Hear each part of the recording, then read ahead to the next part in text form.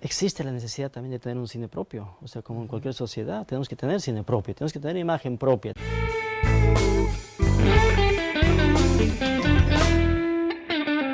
Amigas y amigos de cineastas, hoy vamos a hablar de cine indígena. En el mes de mayo, el Centro de Culturas Indígenas del Perú, Chirapac, ha organizado un evento muy importante llamado La Juventud Indígena y el Audiovisual para la Seguridad y Soberanía Alimentaria.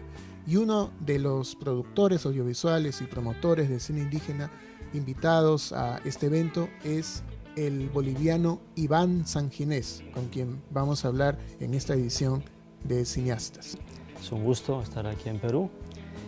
Ya no es la primera vez, he venido varias veces y estamos siempre trabajando en este esfuerzo, ¿no?, de fortalecimiento de una imagen propia de los pueblos indígenas. Sabemos que es tan importante, por lo menos, para avanzar en una sociedad diversa, ¿no? El seminario que ha organizado Chirapac, desde el nombre ya le da un carácter ambicioso y urgente al audiovisual como un motor político en el mundo indígena. ¿Cómo lo has interpretado tú en tus propios términos? Bueno, yo creo que no lo veo extraño, lo veo más bien pertinente en el sentido de que actualmente la seguridad y la soberanía alimentaria son términos cercanos, o sea, en el sentido de que en un mundo en el cual hay calentamiento global, hay situaciones complejas en los territorios indígenas donde es difícil garantizar incluso derechos para pueblos indígenas, y uno de los derechos básicos es el de la alimentación, de producir alimentos sanos, alimentos que puedan también tener un beneficio a la comunidad. Al mismo tiempo, la producción significa un mercado, significa que las comunidades puedan relacionarse con la sociedad que no es indígena, que haya una forma también de sobrevivencia y que también al mismo tiempo permita una gestión de territorio, ¿no? Hablamos también de pueblos indígenas también como que tienen un territorio, tierra y territorio como una dimensión un poquito más amplia y más integral, más holística. Entonces, al hacer cine sobre esas temáticas significa finalmente hablar de la vida, de la comunidad, de las necesidades que tiene la comunidad actualmente, de cómo la juventud también se involucra en esa necesidad urgente de expresión, de decir algo, de buscar incluso alternativas de propuestas, no solamente para los indígenas, sino para la sociedad en general, ¿no? Entonces, por supuesto, soberanía alimentaria además es un concepto político, significa autodeterminación, significa capacidad de autogobernarse en el sentido de generar el alimento, de producir el alimento, de distribuir el alimento y también finalmente de cuidar la madre tierra, ¿no? Por eso que en este encuentro mismo ha habido un debate importante desde Canadá, que han estado presentes también, hasta Bolivia, hasta Perú y otros.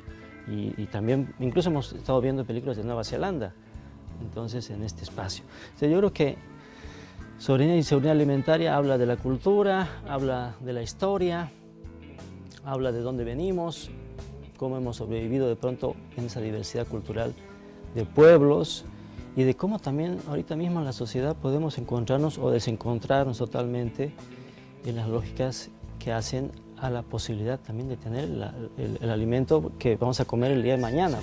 Ahora, este es un tema de resistencia porque esta lucha choca con muchísimos intereses económicos muy poderosos. Y entonces, ¿cuáles han sido las estrategias en la experiencia boliviana para ganar apoyos de la sociedad en general? Ya es un proceso complejo, incluso para Bolivia. Hay muchos avances, pero también es complejo, es un proceso político complejo, se puede decir, hay mucha resistencia. No solamente se hace resistencia a través del cine, sino también la sociedad hace resistencia a todo lo que signifique cambio. Sí. O sea, a lo que no entiende, a lo que no comprende, también le hace una resistencia importante. Incluso la misma población humilde. Sí, y sí, claro, muchas veces uno mira y dice, ¿por qué votamos por tal partido? Y muchos de los que votan por tal partido, por tal político, que termina siendo el que justamente vende todo a las transnacionales y a Monsanto, porque Monsanto es el que más tiene que ver con estos asuntos No es la única, ¿no? Pero es una transnacional gigantesca que está destrozando medio continente o casi el continente entero, ¿no? Sembrando sobre todo la palma aceitera, que no solamente lo hace Monsanto, aquí también en Perú hay zonas donde hay mucha plantación de palma aceitera. Bueno, es parte de los problemas, ¿no? Monocultivos, palma aceitera, negocios transnacionales, acumulación de todo eso en muy pocos. Entonces, en Bolivia tenemos esa posibilidad.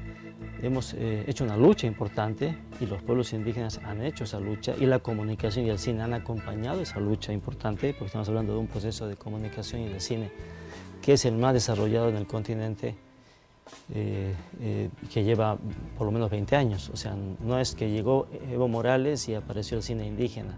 Claro. No, el cine indígena viene de mucho tiempo. En Bolivia viene de una tradición de cine social y político que viene de la época de los 50, 60. Sí, eso es justamente lo que te iba a comentar.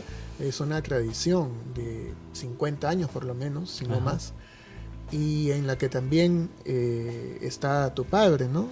Tu famoso padre Jorge Sanginés. Sí, o sea, bueno, en Bolivia, hablar de Bolivia y de cine es hablar también de Jorge Sanginés, porque eso creo que tanto en Bolivia como afuera es así. Y él hizo una labor y sigue haciendo una labor importante desde una apuesta bastante política, bastante social, bastante comprometida, ¿no? Y que tuvo muchos impactos y muchos efectos también. El cine en Bolivia, desde la expulsión de los años 70 de los cuerpos de paz, después de la proyección de la película Sangre del Cóndor o Yaguarmalcu, y después la proyección de la película Nación Clandestina en los años 89-90, es otra película también que marca mucho porque habla de la nación clandestina y adelanta su tiempo de lo que iba a ser también lo que está sucediendo actualmente en Bolivia. O sea, como el 89-90 era imposible pensar que Evo Morales iba a ser presidente tan rápido, ¿no? Justamente el 96 comienza ese esfuerzo y desde el 96 en adelante se inicia un plan nacional de comunicación indígena audiovisual. Películas, ¿no? Películas. Además, Bolivia lo que primero hizo a pueblos indígenas fue películas de ficción, no documentales, porque la gente cree que lo indígena, que el cine indígena es documental y es más o menos como antropológico o etnográfico, ¿no? No tiene que ser Jean eso. Rouge, no sé, Cine Direct, no necesariamente tiene que ser eso. Y las comunidades indígenas además tienen una tradición de contar historias y de oralidad muy avanzada, como aquí y como en cualquier parte. Entonces, fue el inicio del cine indígena en Bolivia, películas que ganaron premios en Estados Unidos, en festivales, claro, no pues en Hollywood, ¿no?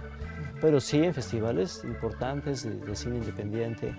En América Latina. En América Latina y en en Estados Unidos también, ¿no? Con películas como el Taos Talking Picture Festival, que era un festival que no sé si seguirá ahora, pero en el que dedicó toda una retrospectiva al cine indígena.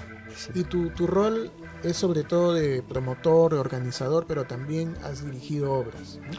Sí, bueno, pienso que uno tiene que saber a dónde se dirige su energía. O sea, en una sociedad donde el 63% es indígena, donde no hay una presencia indígena en los medios, donde no hay un cine propio y donde hay una necesidad urgente de comunicar y donde existe la necesidad y la decisión de un pueblo de poder expresarse, uno tiene que saber dónde apunta su esfuerzo, y en este caso lo que yo decidí en cierto momento es apuntar mi esfuerzo a producir cine indígena.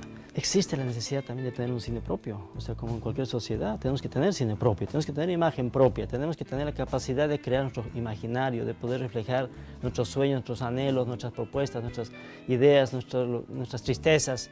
Además, estamos avanzando, queremos llegar al poder. Sí. Y actualmente se está elaborando una nueva ley de cine. Claro, se está elaborando una nueva ley de cine. Digamos, este proyecto ahora sí estaría ayudando al desarrollo del cine indígena. Sí, sí. Esta nueva ley del cine en realidad tiene ya un tratamiento de unos 5 años más o menos, ¿no? La primera propuesta de nueva ley del cine fue presentada a la Asamblea Legislativa Boliviana por los pueblos indígenas, no por los cineastas, sino por los pueblos indígenas. Interesante ese dato también, porque como que siempre se cree que los pueblos indígenas están como más rezagados en este tema del cine.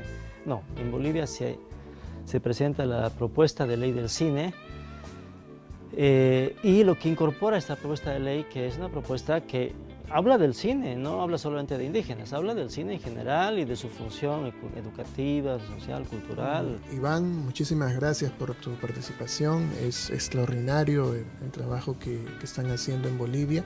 Esperamos que la nueva ley de cine sea una realidad en Bolivia y también en el Perú. Como vemos, estamos en procesos similares porque somos países muy parecidos, con mucho en común. Y así como tenemos fortalezas parecidas, también debilidades y dificultades, ¿no? Dificultades similares porque el cine es global y también las sociedades se parecen, ¿no? En lo bueno y en lo malo. Así que bueno, esperamos que en los próximos meses la nueva ley de cine sea una realidad en el Perú y en Bolivia. Y ahí está la ley ahorita en la Asamblea Legislativa, una ley que impulsa términos importantes como soberanía audiovisual, ¿no? Que significa recuperar las salas también, no solo que esté llena del cine de Hollywood, sino que también del cine boliviano, del cine peruano, del cine latinoamericano, del cine internacional de interés cultural. También estamos en esa pelea de poder tener más salas, más posibilidades también de difusión y de desarrollo integral de un cine de todas y todos, como el caso de Bolivia, un estado plurinacional donde las naciones y pueblos indígenas también estén representados. Ok, muchas gracias Iván. Y amigas y amigos de cineastas, nos vemos en una próxima edición. Muchas gracias.